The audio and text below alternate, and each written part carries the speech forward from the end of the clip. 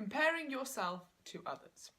You need to stop doing it. Aside from the fact you have different starting points and different body fat percentages, different amounts of weight to lose, and probably different goals as well, you also have a different life and different responsibilities. So for example, are you a busy mum or dad who doesn't have a lot of time, has work commitments, family commitments, and wants to maintain a social life? Or do you have a lot of time to exercise, you're single, maybe you're studying, so you've got a lot of free time, and maybe at this part of your life your physique can be more of a priority to you. Training experience also comes into it. So this might sound slightly counterintuitive, but when you first begin to exercise, you get what we call newbie gains. These are very drastic results to begin with, because when you go from doing nothing to something, you get a huge effect.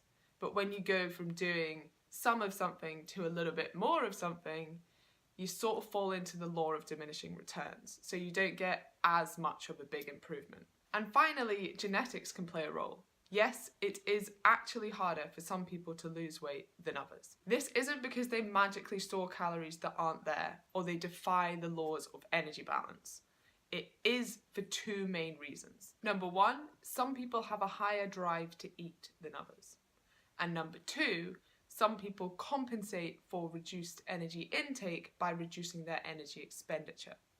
Now, most people do this, but some people do it to a much larger degree. And likewise with the hunger.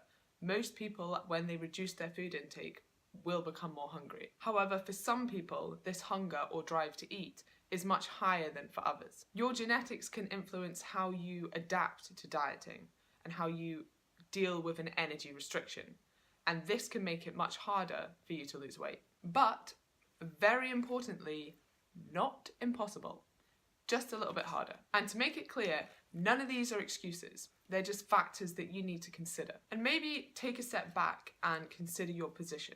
And realise how lucky you are potentially to have these life stresses. So, a family life, a work life, a social life, all of which you want to maintain while meeting your weight loss goals. This isn't impossible, but it needs to be managed properly. And remember that having maybe a little bit of excess fat isn't the worst thing in the world, especially if you've got everything else going for you.